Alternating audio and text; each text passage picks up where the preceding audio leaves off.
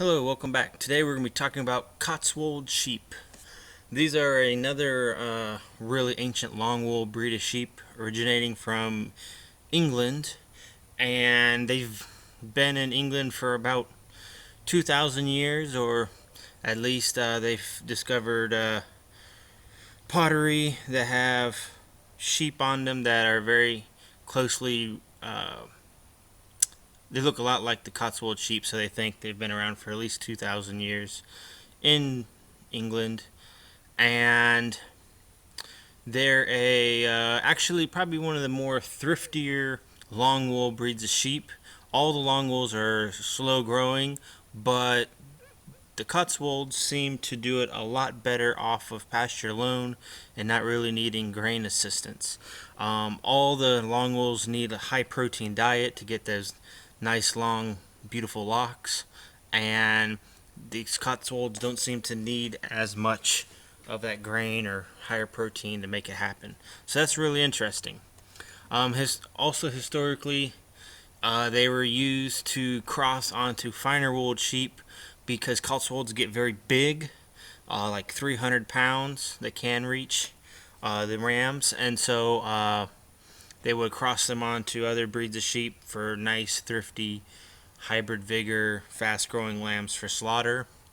And they chose them over other long wools sometimes just because of that previous mentioned thriftiness on just grass alone. So they could get these nice hybrid vigor lambs to be born with a lot less grain needed. And so for quite a while in like the 1800s, and so they really liked the Cotswolds breeds. The down for this terminal sires or whatever.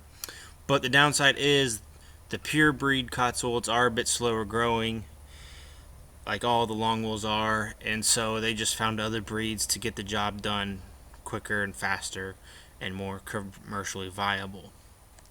So they almost died out, and so there's very few of them around today.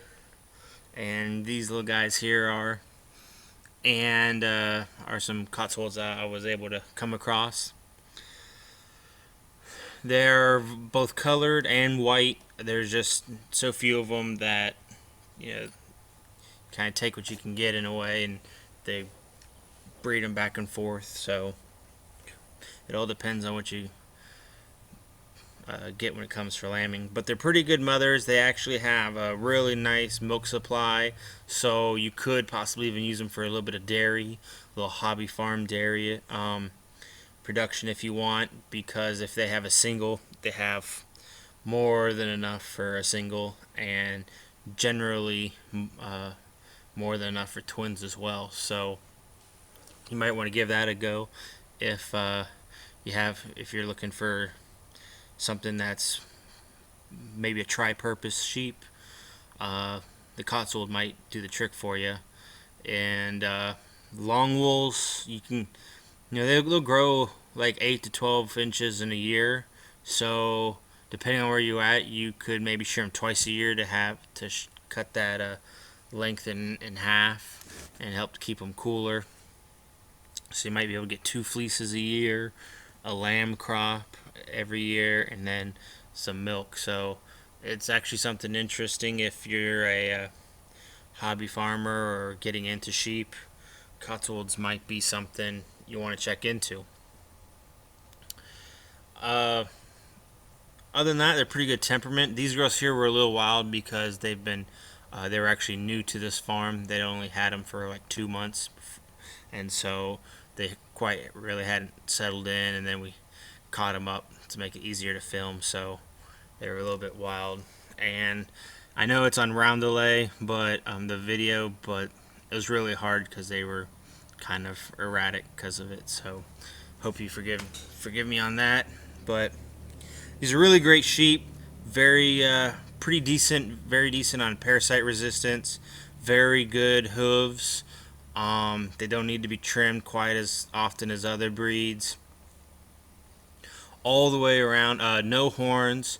Sometimes you might get some scurs and some rams, but generally they're hornless.